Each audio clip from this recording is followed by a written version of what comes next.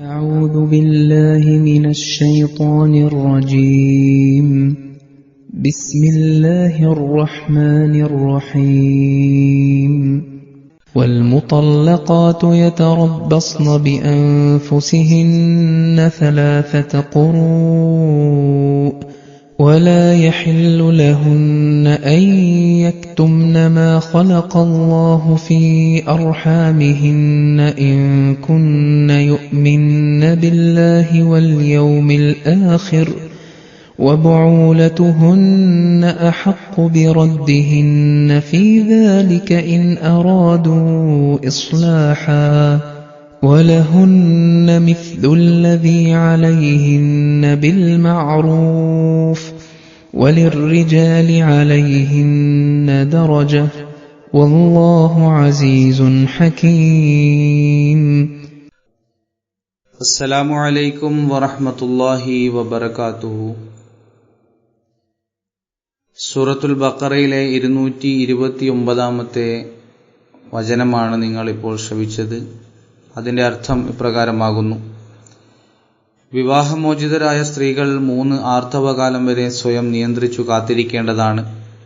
അവർ അല്ലാഹുവിലും അന്ത്യദിനത്തിലും വിശ്വസിക്കുന്നവരാണെങ്കിൽ അവർ അറിഞ്ഞിരിക്കട്ടെ, അവരുടെ ഗർഭാശയങ്ങളിൽ അല്ലാഹു സൃഷ്ടിച്ചിട്ടുള്ളതിനെ മറച്ചുവെക്കുന്നത് അവർക്ക് അനുവദനീയമല്ല.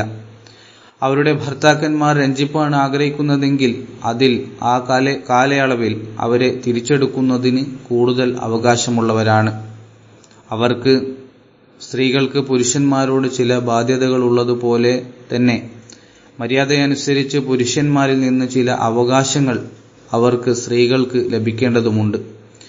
എന്നാൽ പുരുഷന്മാർക്ക് അവരുടെ മേലൊരു പദവിയുണ്ട്.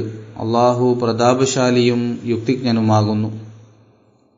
ഈ ആയത്തിന്റെ തഫ്സീറിൽ സയ്യിദന ഹസ്രത്ത് മുസ്ലിം മൗദ് റളിയല്ലാഹു തആല അൻഹു പറയുന്നു: ഇപ്പോൾ അല്ലാഹു തആല വിവാഹമോചനത്തിന്റെ കാര്യങ്ങൾ വിവരിക്കുകയും ഈ കാര്യത്തിൽ ഏറ്റവും ആദ്യത്തെ നിർദ്ദേശം നൽകുകയും ചെയ്യുന്നു. അതായത്, ഏത് സ്ത്രീകളെയാണോ അവരുടെ ഭർത്താക്കന്മാർ വിവാഹമോചനം ചെയ്യുന്നത് അവർ 3 ഖുറൂ വരെ തങ്ങളെ സ്വയം തടഞ്ഞു വെക്കേണ്ടതാണ്. അതായത് ഇദ്ദ ഇരിക്കേണ്ടതാണ്. ഖുറൂ എന്നാൽ എന്താണ് അർത്ഥമാക്കുന്നത്? ഈ കാര്യത്തിൽ മുഹമ്മദ് നബി സല്ലല്ലാഹു അലൈഹി വസല്ലമയുടെ ഉമ്മത്തിൽ 2 അഭിപ്രായങ്ങൾ കാണപ്പെടുന്നു. ഖുലഫാഉർ റാഷിദീൻ, അതായത് ഹസ്രത്ത് അബൂബക്കർ റളിയല്ലാഹു അൻഹു, ഹസ്രത്ത് ഉമർ റളിയല്ലാഹു അൻഹു, ഹസ്രത്ത് ഉസ്മാൻ റളിയല്ലാഹു അൻഹു, ഹസ്രത്ത് അലി റളിയല്ലാഹു അൻഹു എന്നിവർ പറയുന്നത് ഇതിനാൽ അർത്ഥമാക്കുന്നത് ഹൈള്, ആർത്തവം ആണെന്നാണ്. ഹസ്രത്ത് അബ്ദുല്ലാ ബിൻ മസ്ഊദ് റളിയല്ലാഹു അൻഹു, ഇമാം അബു ഹനീഫ റഹ്മത്തുള്ളാഹി എന്നിവരുടെയും അഭിപ്രായം ഇതുതന്നെയാണ്. എന്നാൽ ഹസ്രത്ത് ആയിഷ റളിയല്ലാഹു അൻഹ, ഹസ്രത്ത് അബ്ദുല്ലാ ബിൻ ഉമർ റളിയല്ലാഹു അൻഹു, ഹസ്രത്ത് സെയ്ദ് ബിൻ സാബിത്ത് റളിയല്ലാഹു അൻഹു, ഹസ്രത്ത് ഇമാം മാലിക് റഹ്മത്തുള്ളാഹി, ഹസ്രത്ത് ഇമാം ഷാഫി റഹ്മത്തുള്ളാഹി എന്നിവർ പറയുന്നത് ഇതിനാൽ അർത്ഥമാക്കുന്നത് തുഹർ, അതായത് ആർത്തവമുക്തമായ ശുദ്ധി കാലഘട്ടം എന്നാണ്. ഹസ്രത്ത് മുഹിയുദ്ദീൻ ഇബ്നു അറബി റഹ്മത്തുള്ളാഹി എഴുതുന്നു: ഞാനൊരിക്കൽ സ്വപ്നത്തിൽ റസൂൽ കരീം സല്ലല്ലാഹു അലൈഹി വസല്ലമയെ കാണുകയും അവിടുത്തോട് അപേക്ഷിക്കുകയും ചെയ്തു: അള്ളാഹുവിന്റെ റസൂലെ, അറബികൾ ഖുർആൻ എന്നതുകൊണ്ട് ആർത്തവത്തെയും ശുദ്ധിയെയും അർത്ഥമാക്കാറുണ്ട്. അല്ലാഹു തആല ഇതിലൂടെ എന്താണ് ഉദ്ദേശിക്കുന്നത്? റസൂൽ കരീം സല്ലല്ലാഹു അലൈഹി വസല്ലം നൽകിയ മറുപടിയിൽ നിന്ന് മനസ്സിലാകുന്നത് അവിടുന്ന് രണ്ടിനെയും ശരിയായി പ്രഖ്യാപിച്ചു എന്നാണ്. എങ്കിലും മുൻഗണന അവിടുന്ന് തുഹറിന്, ശുദ്ധിക്ക് നൽകി. ഇദ്ദയുടെ, അതായത് കാത്തിരിപ്പ് കാലാവധിയുടെ യുക്തി തികച്ചും വ്യക്തമാണ്. ഈ കാലയളവിൽ ഭർത്താവിന് ചിന്തിക്കാനും ആലോചിക്കാനും ആവശ്യത്തിന് സമയം ലഭിക്കുന്നു.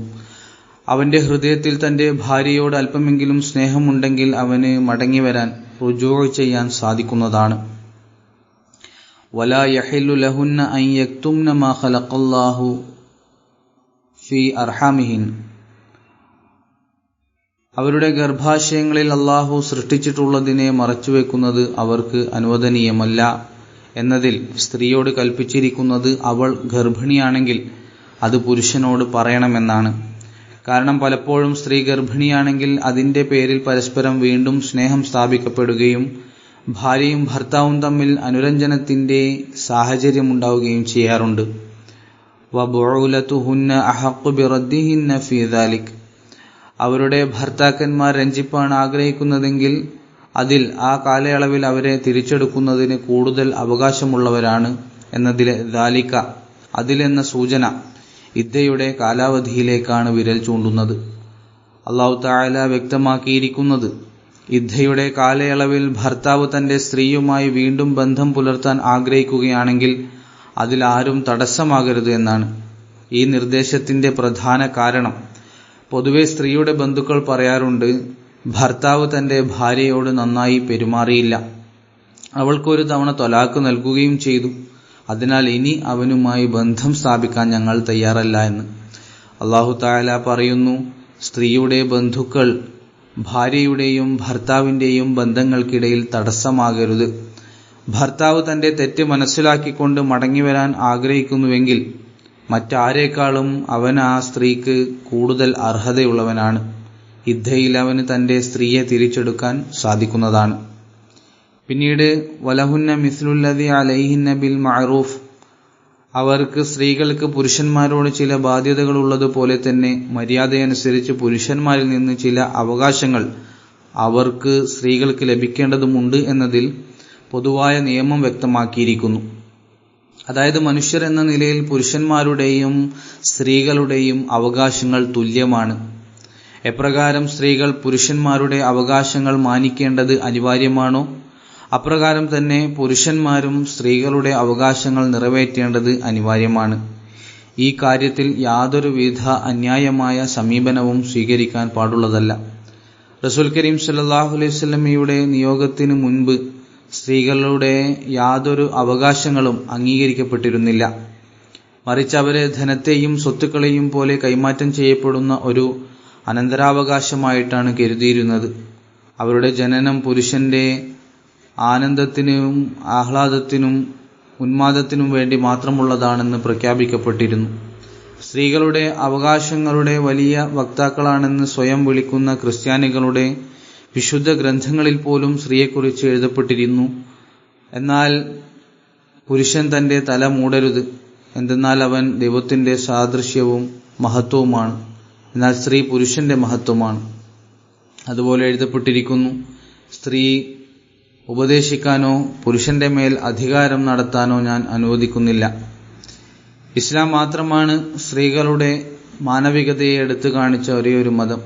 റസൂൽ കരീം സല്ലല്ലാഹു അലൈഹി വസല്ലം തന്നെയാണ് മനുഷ്യത്വത്തിന്റെ അടിസ്ഥാനത്തിൽ സ്ത്രീകൾക്ക് തുല്യമായ അവകാശങ്ങൾ സ്ഥാപിച്ചു നൽകിയ ആദ്യത്തെ മനുഷ്യൻ. അവിടുന്ന് വലഹുന്ന മിസ്ലുല്ലദി അലൈഹിന്ന ബിൽ മഅറൂഫ് എന്നതിന്റെ വ്യാഖ്യാനം ജനങ്ങളുടെ മനസ്സിൽ നന്നായി പതിപ്പിച്ചു.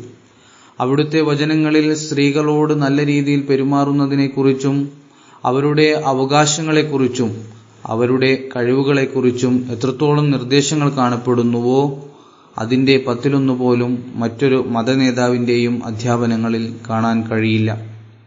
ഈ ആയത്തിന്റെ തഫ്സീർ തുടരുന്നതാണ്. ഇൻഷാ അല്ലാഹ് ബാക്കി പിന്നീട് കേൾപ്പിക്കുന്നതാണ്. വആഖിറു ദഅ്വാനാ അൽഹംദുലില്ലാഹി റബ്ബിൽ ആലമീൻ. അസ്സലാമു അലൈക്കും വറഹ്മത്തുള്ളാഹി വബറകാതുഹു.